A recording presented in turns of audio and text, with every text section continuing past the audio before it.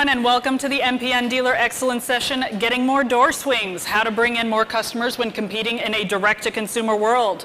So while the pandemic provided a huge sales boost for dealerships and brought in a flood of new customers, that tide has receded. So of course, what the pandemic also did was it made it much easier for people to sit on their couch and order something directly from their phones.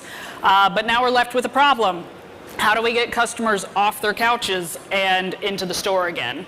So today we're going to discuss ways to use online marketing to your advantage, as well as how you can create a unique in-store experience that will have customers wanting to come back again and again. My name is Meagan Kusek, editor for Motorcycle and Powersports News, and I will be the moderator for this panel. With me today are 4 experts representing all levels of the retail chain, from OEMs to distributors and dealers. So let me introduce them to you.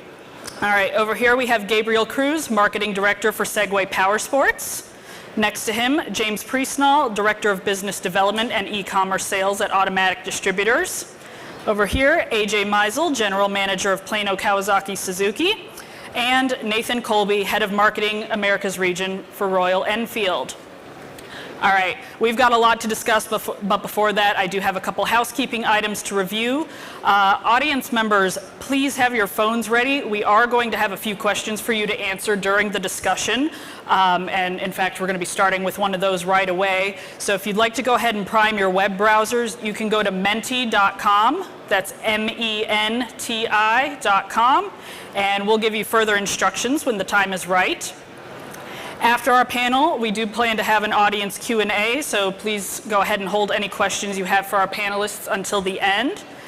And all right, so we've got a lot to cover in a short amount of time here, so let's go ahead and get started. My first question is going to be for the audience here. Again, please head to menti.com, and if you could enter the code 8461 6934. It's up at the top there if you can read that. I realize it's a little small, so I'll repeat that. 8461 6934, and that will take you to our questionnaire page. And if you could go ahead and answer this first question for us. What do you feel has been the biggest success in your online marketing strategy? Has that been search engine ad campaigns, online marketplaces, social media, or your website? And right now, social media is killing it, so I'll be interested to see how that changes or doesn't change as we go on here. But while we're waiting for the answers to come in, I'd like to open up a similar question to our panelists. What do you think is the best way to market vehicles and products a dealership carries to get customers in the door? Gabe, can we go ahead and start with you? Yeah, so we can start with myself. So, you know, just based off what we've seen, just continuing to raise general awareness about the products that you're selling or products that you're offering in your dealership. I've always been the starting point, right? Whether that's utilizing social media, you know, if you're utilizing local partnerships or ad campaigns online, you know, focusing it around and highlighting the products that you guys are offering in the store. You know, one of the things that we do as our marketing department is we're on a consistent basis, we're going in and we're auditing our dealers' websites, we're auditing our dealer social media channels, and you'd be shocked by the amount of dealers that we see that, you know, may be carrying our product and are maybe posting about it once or twice in a 30-day span. So just continuing to raise that awareness about the product that you have available on the showroom floor is always going to be key. AJ, do you have anything to add? I felt like this question was more like a who's your audience? What's your target? You know, kind of need to identify that. Who are you? What's your brand? So start with what is it that you have to sell and who that is. Create your brand is going to be the thing that I would probably stick with the most. So once you identify what your brand is and what you're trying to sell, you can do that by running yourself some reports. If you don't know that off the top of your head, most dealer principals are obviously going to know what they're selling. But even myself, I've been doing this for over 30 years, and I'm always surprised when I run my reports some of the product segments that have picked up steam that I wasn't even aware of, we were selling more of than I had even anticipated. So going back to what it is that you're trying to sell and building your brand off of that, and then deciding what those markets are going to be and where you need to go from there. Okay. All right. Now, I do have another question for our audience here. If you can turn that over to the next slide, please, Steve. Okay. So obviously, we have seen that social media is one of the biggest successes there. But what is your dealership's preferred social media platform? Is that Facebook, X, Instagram, YouTube, TikTok, or none? Do you not have it yet? And if you don't have it, I would be curious as to know why at this point. All right. So again, as we're waiting for those to come in, panelists, what kind of online marketing should dealerships be engaging in? You know, social media is definitely going to be one of those, but who should dealers be targeting? Nathan, can you start us off here? Yeah, I think that, you know, it starts with some collaboration. You know, with Royal Enfield, we try to partner with our dealers and let them know, you know, or try to collaborate ahead of time on, hey, what events are we running? What events are you running? And let's then find the channels that make sense for those experiences. As we're looking at digital ages, how do we break through from all of the different noise, all of the different distractions that are available in these social channels, right? And really, if we're talking about motorcycles, we're talking about power sports, it's about experiences, right? So, you know, I think but it's also about conveniences for this, you know, digital customer, right? Why are they on their phone all the time? Because everything's convenient, right? Their stories, their, you know, access to everything, it's easy. Why is Amazon always happening? Why are groceries being purchased online? Because it's convenient, right? And it's easy. So the way that we can leverage that, right, is to make things convenient for riders or prospective riders to create those experiences. So if it's a learn to ride, if it's about a new product, if it's about customization, then we need to, you know, work together, dealers, OEs, distributors, about, you know, the best ways to, you know, pump out those experiences and get the word out so that we can be, you know, super successful together. So to me, you know, it doesn't, you know, we should be hitting up as many different social media channels as possible. We should be, you know, working on, you know, getting it on our website, you know, royalenfield.com, for example, also the dealer's site, because we should be working together, you know, to really grow traffic, because we all win when that happens. Yeah. All right. Gabe, can you give us your perspective? Sure, yeah. So just bouncing off of Nathan, I think with social media, obviously that's the biggest tool right now, right? And in those digital experiences, as Nathan was saying, I think it's becoming more important to create those digital experiences that are relative to your customers and to your dealerships. So it's not about, in my mind, it's about taking the events and creating content and sharing them to be able to, you know, just highlight the experiences that, you know, that your dealership is offering, right? It's, you know, it's also about the product, but also about, you know, your dealership, right? And just getting the customers to engage with that. So, you know, I think it's important to, you know, key in on that as well. Yeah. AJ? I think with what they kind of segued into what all they said, that's about it. But I do want to talk about how you're going to target that. Yeah. You know, once you identify that market, like who is your brand? Who are you trying to target? Who are you? Then it'll give you a roadmap to decide where you want to go from there. Obviously, if we're going to be doing, let's say Kawasaki Mule ad, and we're going to target ranchers, we're probably not going to pick TikTok, right? And so once we identify who our target is, who we are, how we want to manage that, then we want to pick the sites that we want to go to. The one thing I do see happen on the dealership level as I've traveled and sit in 20 group meetings, is that there's a lot of poor execution, right? So be honest with yourself. Do you really need to be on every social media platform? Because are you going to be able to manage it? Is the person that you have in charge of that actually going to be able to manage it? It's probable not. It's probable not. So pick 2 and do 2 well rather than do 5 and do them poorly, is what I would say. And then follow up if you have someone else executing that. I would definitely, I would definitely go back and look over that. I was listening to, I can't remember what podcast, but one of the car dealership guys. They were talking about who their target audience was, and they had this specific vehicle. It was a Subaru, and they were targeting moms, and so they chose Pinterest. And I just thought that was brilliant. In our industry, we would never think about Pinterest being a good social media site for our industry, right? But it was clever. Like, I'm not sure that the car dealerships probably would have thought about that either, but someone did, and it worked out really well for them. And so sometimes we think outside the box and we identify what we're going to do and just do it well and make sure it's executed well.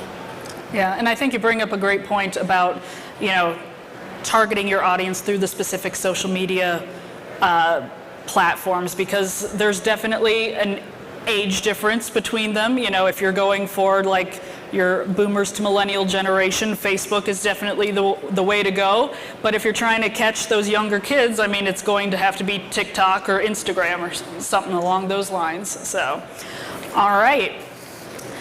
We got another question for our audience. Okay. How frequently do you offer demo rides? Do you do that every day, once a month, only when you host an event, only when the OEM's on site, or is that not allowed due to insurance or liability constraints? So, all right, and again, while that is coming in here, panelists, how can OEMs and distributors collaborate more effectively with their dealer partners to drive traffic into the dealership?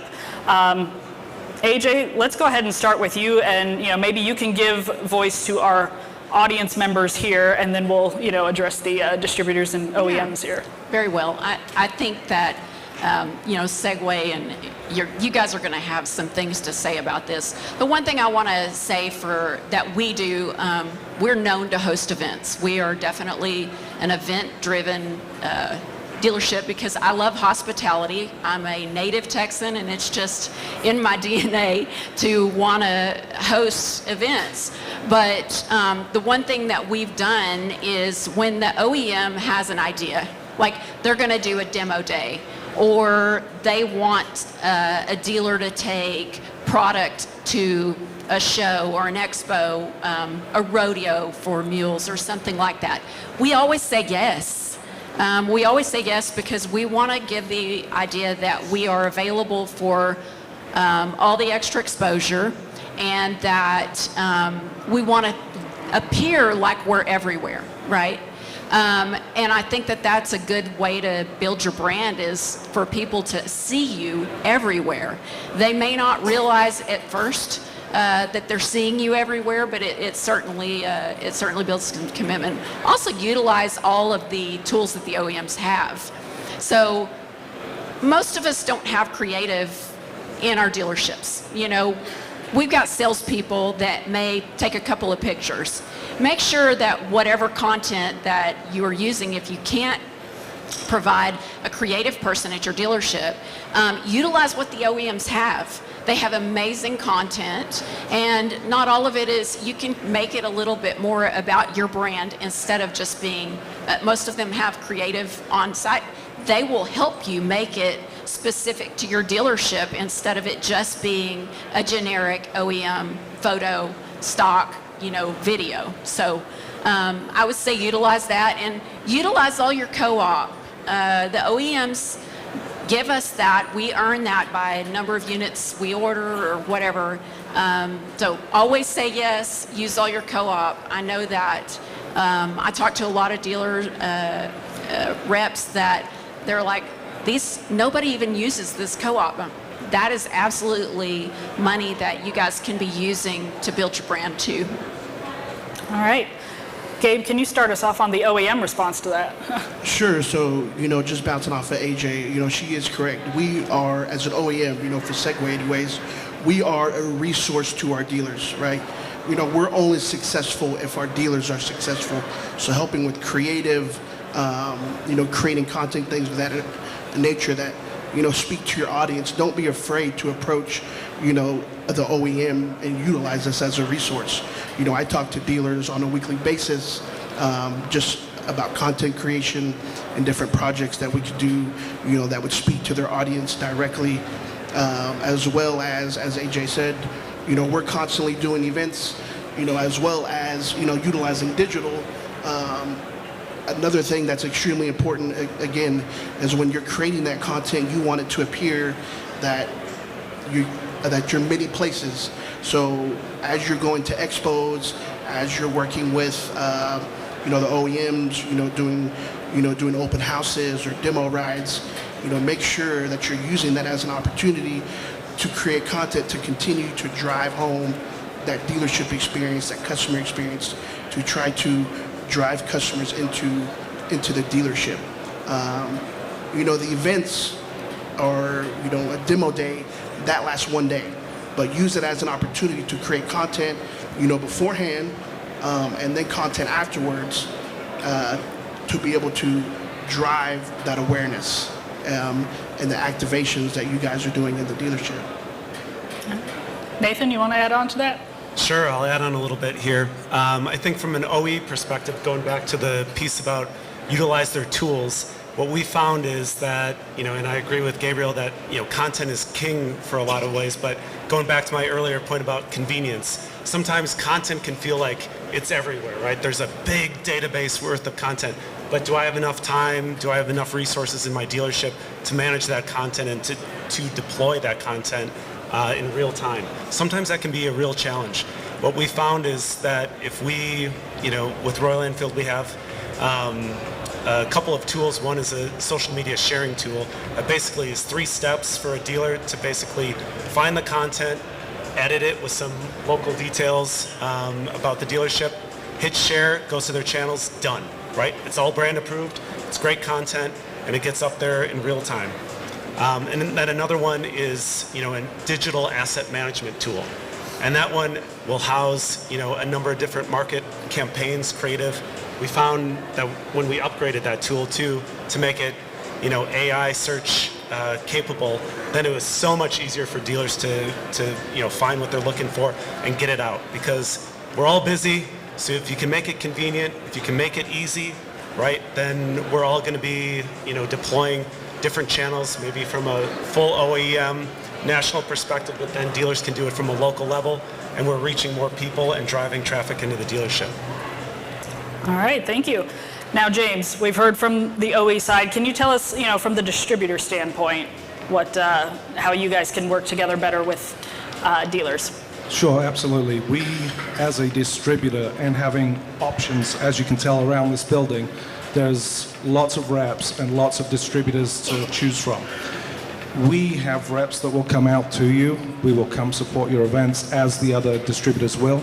We also have all these manufacturers who will send product, give product, sponsor events, and depending on the size of the business and segments you're working in, we'll give open house prizes, door prizes. And as you know, everyone likes something. Everyone's something for free.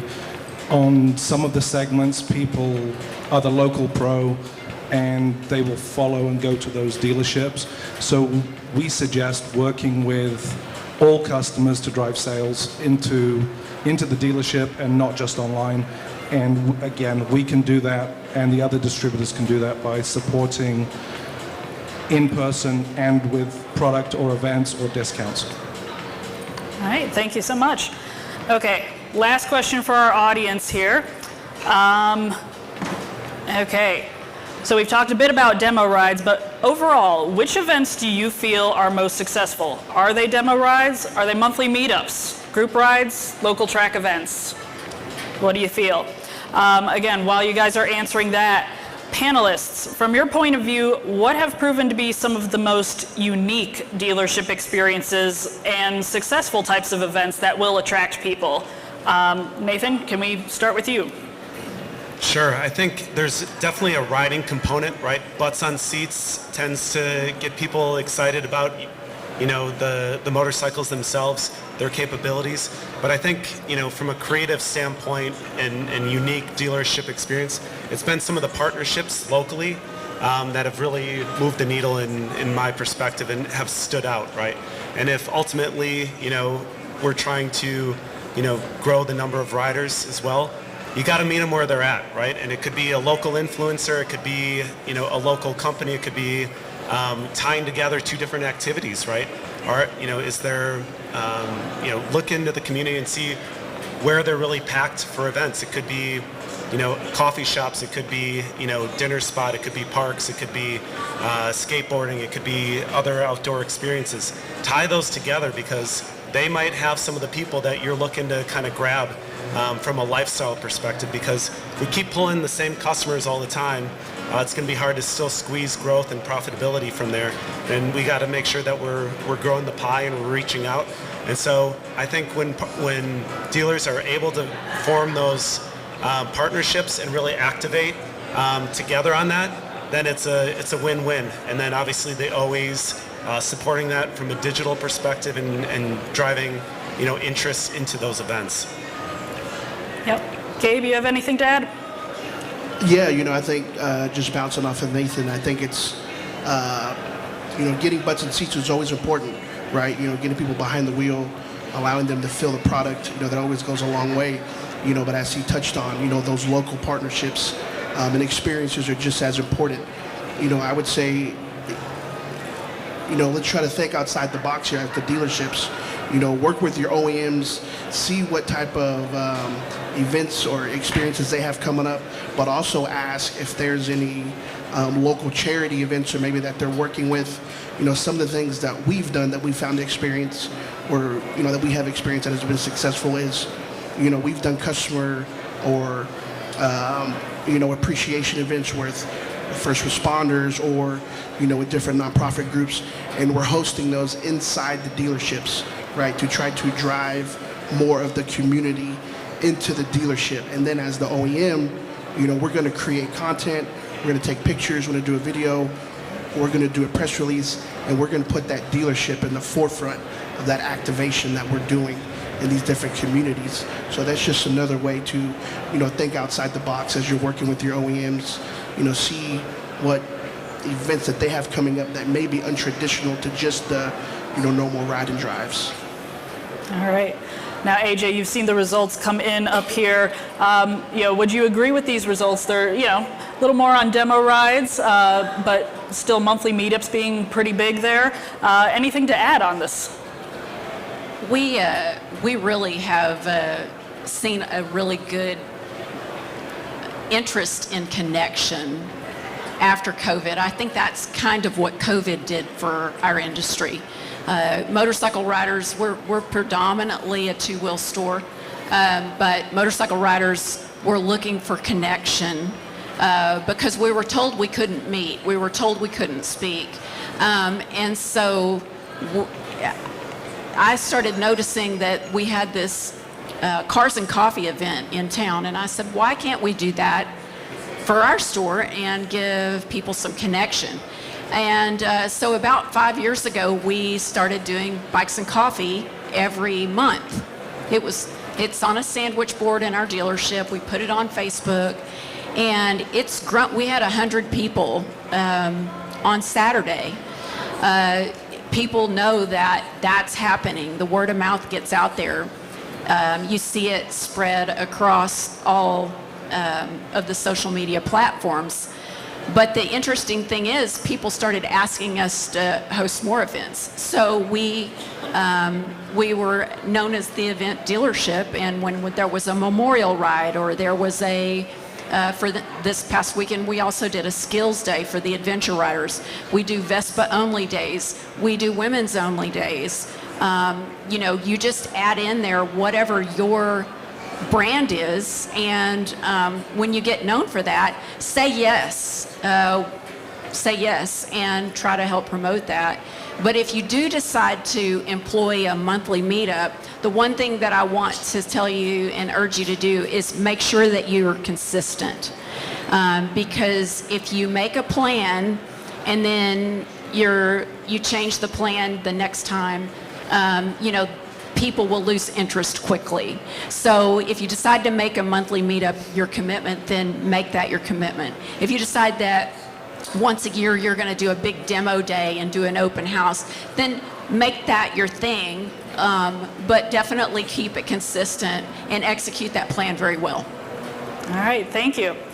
Okay, so we've talked, specifically about promoting events and promoting your products, but how can dealerships advertise employee knowledge and expertise, and how can that impact getting people in the door?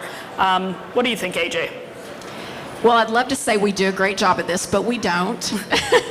Most of our employees are analytical like me. They don't want to be in front of a camera. They're not on TikTok or have a platform like that. However, I've seen it done well, and so I have some ideas behind that. If you've got someone that's a clown that has their own following or their own TikTok, get them to do your videos, right? As long as it's ethical and it supports what your brand is, and they're not offensive, empower them to make those videos. Most of the time, a couple of people will usually add in on that, but I have one specific dealership that I can think of off the top of my head that is a very not assuming small Vespa dealership in San Diego.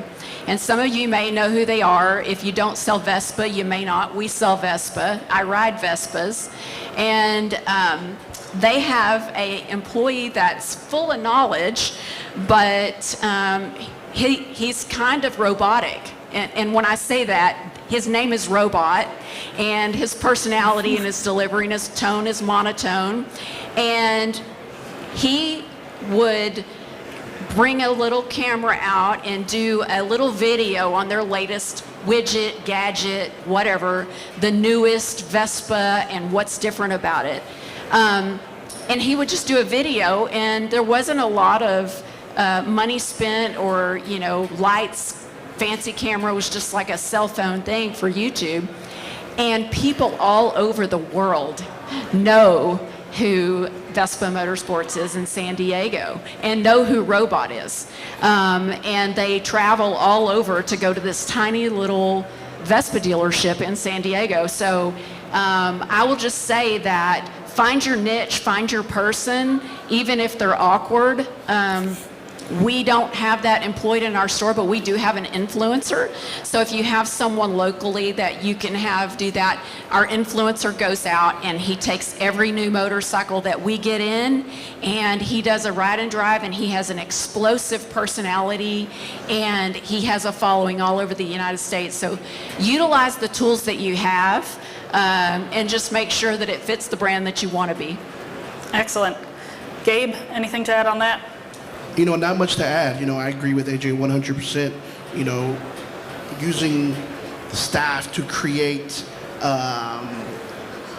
product knowledge content allows you to solidify your dealership as an authoritative source for, product knowledge. So, sometimes that's going to reach beyond just the traditional local level, and you'll start drawing in more eyeballs onto your dealership just based off the content that's being produced, because of that knowledge that's being shared. Okay.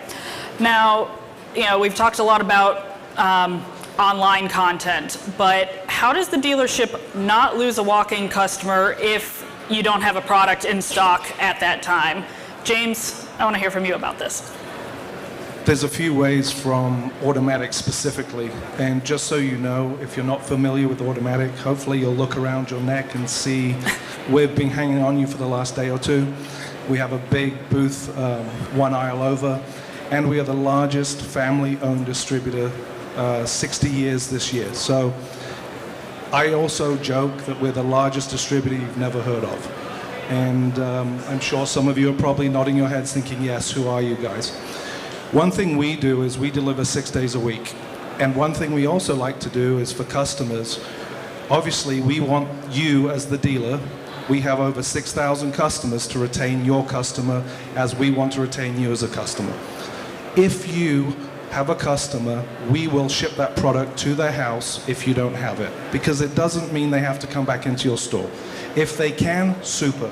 If they can't, don't lose the sale. Reach out to ourselves, and again, even my competitors. We're all in the business to keep customers, keep driving sales for all of us and not losing it to one or two platforms. All right, thank you.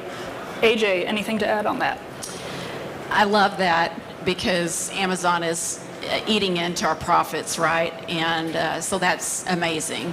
From a sales side, I think about the front door swinging open for the big dollars. And it's a tough one because we're always going to lose, a customer or two based on the fact that we didn't have the product and we can't get the product, especially during COVID. And some of those inventory items haven't returned back at the volume. Some have been too much. But something that you can do, the obvious stuff that you know to do, right? Make sure that you're showing an interest in trying to find that product for that customer. So I don't have that. I don't have one coming in. I've checked my OEM. However, let me make some phone calls. I've got some friends in town. Let me see what I can do. Now you're showing that you're working for that customer. So that's obvious. But let's just say that your competitor has the product, OEM's not going to be able to get it to you, but they don't want to give it up, right? Something that we've done that has built some loyalty for us is we've actually talked to that competitor and said, hey, if we send you this customer, will you duplicate the deal that we made for the customer? So now you've created this bond. The last thing the customer wants to do is go negotiate that with a new person. They're terrified of it. They're terrified of the salespeople and they don't want to do that. But you may not make that sale right then, but what you have done, you've given that customer an experience. I can't get the product. They want the product. I've planted a seed with that customer. I've negotiated the deal for him. I've sent him there and hopeful that he gets taken care of the way that we worked it out in a painless way. Something that we've done also is during COVID, and we've employed this all the way through, if we do have that product coming in, we know it's on a timeline, but it's coming in. We take a commitment to purchase. So this is not a deposit. We've actually made a commitment. They sign a form that says that when this unit gets here, Mr. Customer, this is yours. We didn't create this. We stole this idea from the car biz. I mean, think about it. New Corvette comes out. New Ferrari comes out. Mr. Customer goes and he puts his money on that colored vehicle, that specific vehicle. I think the thing to think about when you're going to do that is, first of all, it's a non-refundable commitment. They're making a commitment to buy that vehicle. So now they have some buy-in. Okay, I'm relaxed. I know that vehicle's coming in. You want to make sure your salespeople are following up, put it on their CRM. Hopefully you have a CRM. And that they're following up and touching base with that customer. I don't have the unit yet, but I know it's still in transit. Just wanted to follow up with you real quick via canned message, making sure you're following up. And then making sure you're following through and getting that customer that unit. If the customer does chilly out, they decide they can't wait any longer, that happens. At least you've done your best to try to build that loyalty with that customer, and you've done everything you can, and the customer sees and feels like authentically you've done everything you can. And that's sometimes the best you can do. We lose a few deals, but we'll lose them all if we don't try. Love that. Absolutely love that. Okay, final question for our panel. What is one piece of advice you would tell our audience members to go home and do right now? And if you could keep it concise, just because we're coming up on time here, we'll just start with Nathan and go along. All right, I would say that connect with your OE on the leads that they're driving into your dealership.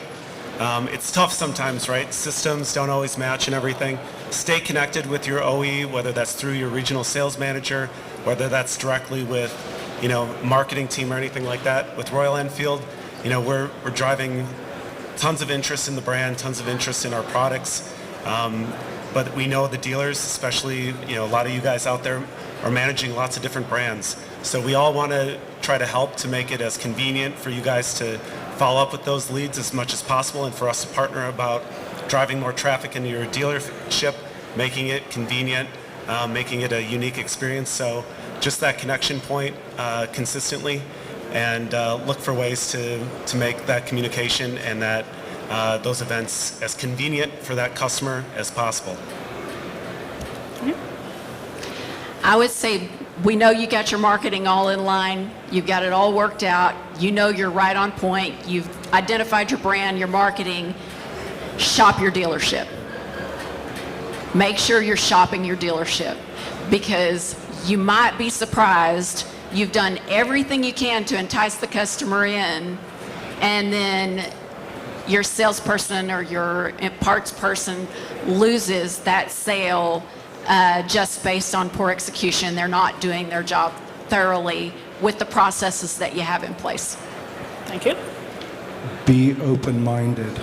Oh, I've done it this way for so long. I only buy from this guy. Be open-minded. There's many more people out there, many more brands.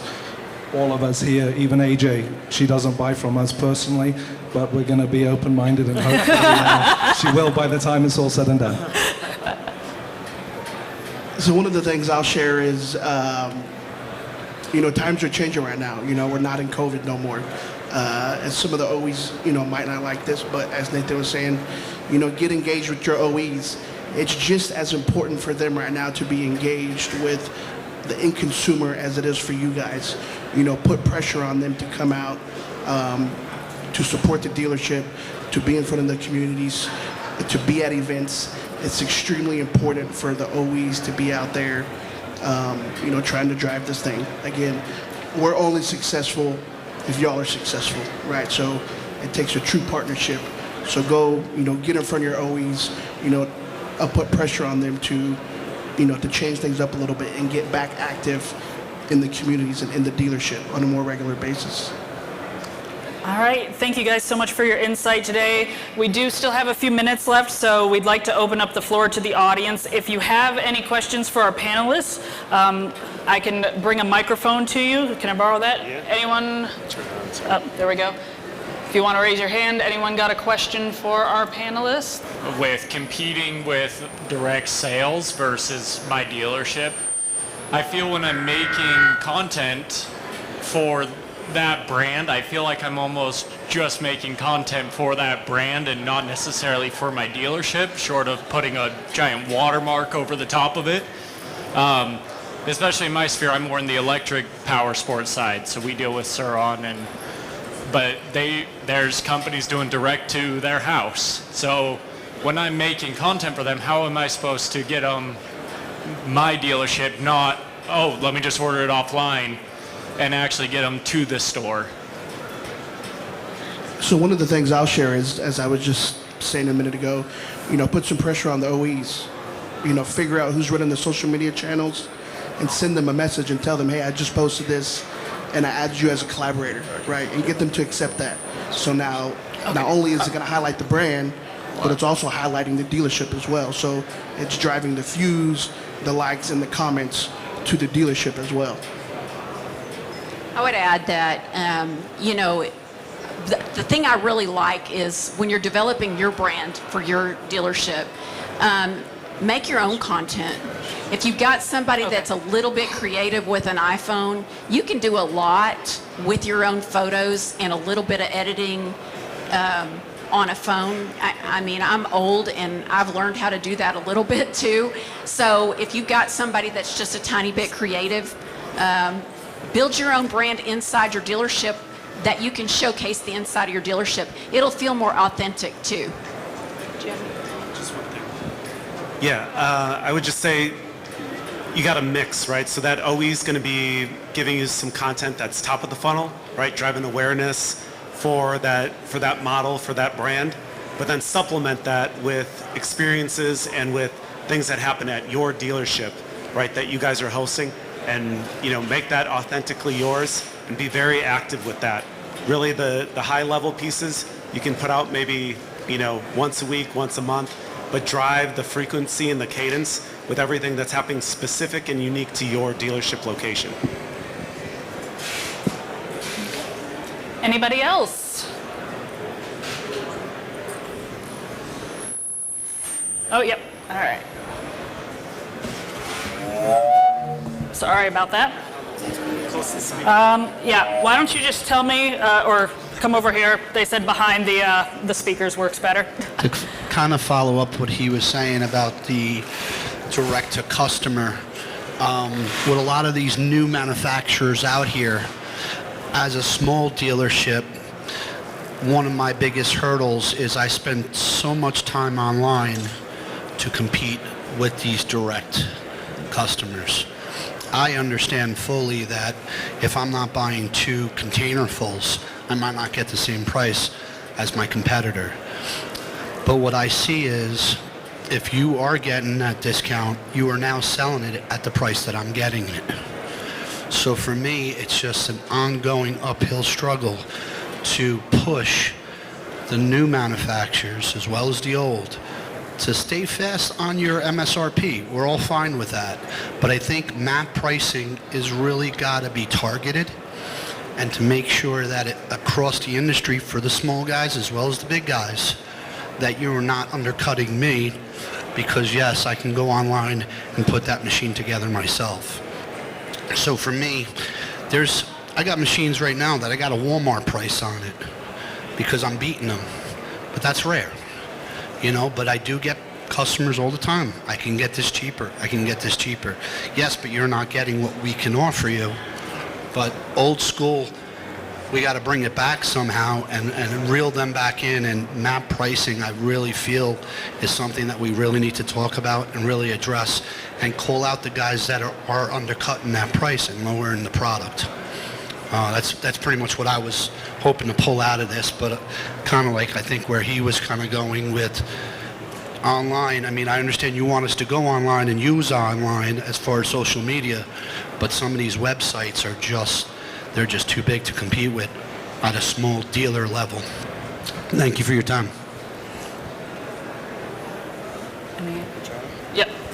Yeah, I think, so to be, I guess, clarify a bit, we definitely, I don't want to speak for everyone, but I think we're pretty aligned on this, that, we're looking for dealers to be active on social media, but it's not in an effort to go direct to consumer and bypass, the dealership, because it's super important in our industry to build that relationship between consumer and dealership. And it's not just the point of purchase, it's after sales, right? There's a trust factor there. You're investing in a machine, you're investing in an experience, you're investing in, a lot of times, something you don't need, but you want, or there's an emotional connection there, right? And you want to make sure that somebody can back you up, right? And before you make that purchase. And, I don't think necessarily that a Walmart is going to be able to necessarily back that up with the service and after sales opportunities and the product knowledge that a dealership would be able to do. So I think making sure that your OE is supporting you on that service element is super important when you're talking about the value that you can get at a dealership. But totally agree that MAP pricing is also very critical. I want to say that you market that. Like what he just said is so true. And it's ironic that MAP has been in my conversation with Kawasaki corporate this week and at the table last night with the Suzuki president. That's a big conversation right now.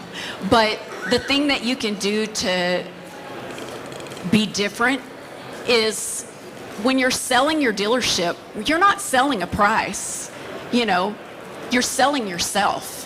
You're selling what you're about. You're selling freedom to get to enjoy what we love, and there's passion in that. So sometimes we need to take away the price and let's just talk about the fun. Like, how much can you pay for fun? We really want to focus back on what it is that we sell, what we do well, and let's make it seem explosive, exciting, build some sizzle on the steak. And then people aren't just looking at you about the price. You know, we always try to avoid that conversation when we're doing advertising. You know, we'll post all kinds of content. We post every single rider with their motorcycle and their salesman on our social media. And the reason why we do that is because we're showing that all these people are out having fun and you're not, because you didn't buy it. We're also posting that salesman's photo with them because it creates a bond, that connection that they had with that salesman in that time where they got this exciting thing. And we don't want to forget that. I can still remember my first dirt bike. I wrote a story about it. I wrote a story about it 30 years after the fact. And so we want to keep working on making sure that that's what we're selling, not the price. All right. Well, that's all we have time for today, but thank you all so much for attending. Up next, we have our panel on Powersports dealers versus automotive dealers, who's winning the race for the modern consumer. It's going to be an interesting one with some unique perspectives, so be sure to stick around. But regardless, please go and enjoy the show. Thank you.